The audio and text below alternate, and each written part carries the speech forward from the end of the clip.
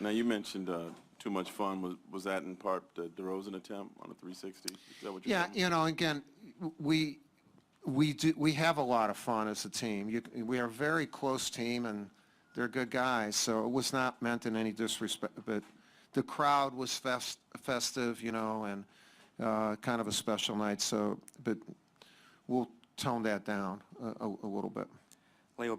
Leo Bias, Cowboy Kingdom. What did you think of DeMarcus' overall performance tonight? And are you more comfortable starting Cousins or DJ? No, we'll start either one of them, and I'm comfortable starting either one.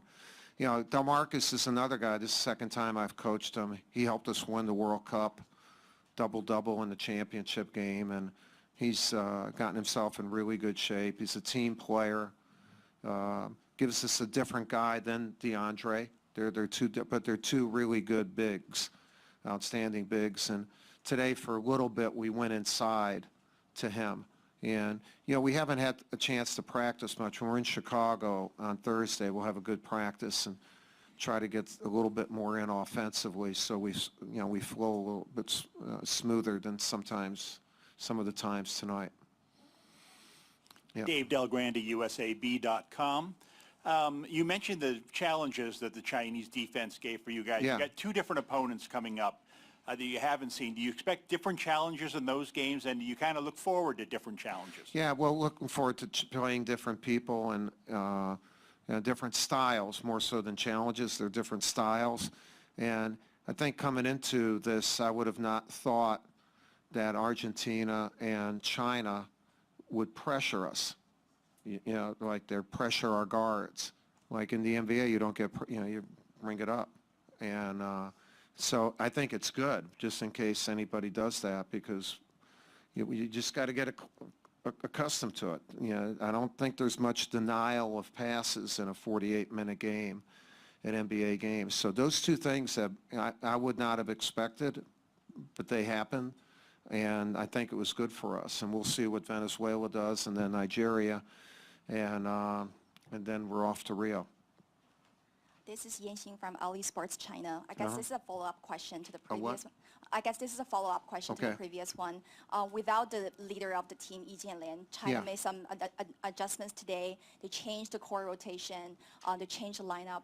What are some of the positives you've observed from this change? Well, first of all, for them to continue to play hard without their best player. You know, like he had a really good game against us 2 nights ago. And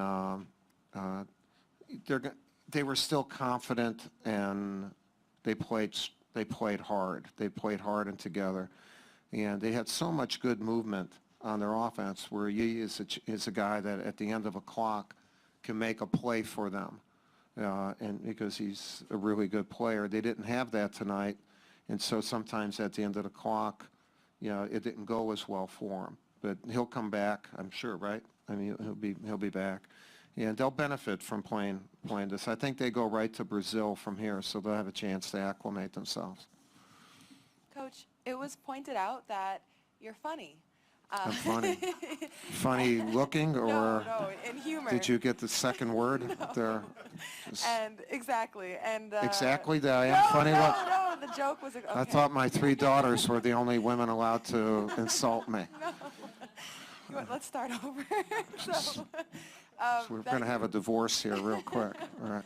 That you have a good sense of humor, and I was wondering how humor became a part of your style, and then on the biggest stage, the Olympics, with pro athletes, how that works out. No, you know, again, I don't show it on the sidelines or anything like that, but my guys we have a good time, and they know that they can be themselves, and the use of humor at times to get a point across is really good, or to give a guy a little jab, you know, at a timeout or whatever is good, and it gets us close, and it makes them know me better, you know. And although I have 6 of the guys I've coached before, so they already know, but the other guys, it's called adapting, and they should not all adapt to me, you know, or the rest of the coaching staff. We need to adapt to them also, and so that this whole thing becomes ours,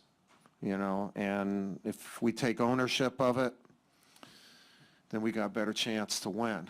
and the other teams will own what they do. We need to own what we do. You know, we spend a lot of time with the military. You know, we had a couple one really emotional day in Vegas with a wounded warrior, and then our team is taken on being a supporter of TAPS, you know, Tragedy Assistance Program for survivors, and these are kids who lost their fathers or mothers in combat, and we had an emotional thing in Vegas. We had TAPS kids in L.A.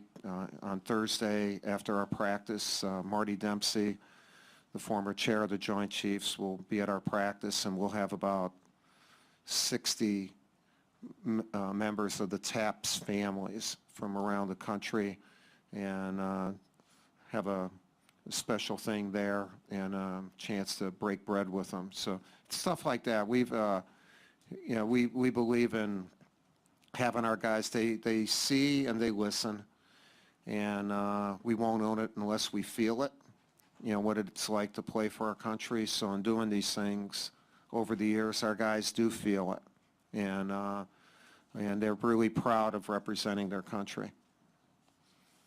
Okay, I'm going to do an impersonation of KD, right? Imagine I'm great, and I'm 7 feet tall, and I can do anything.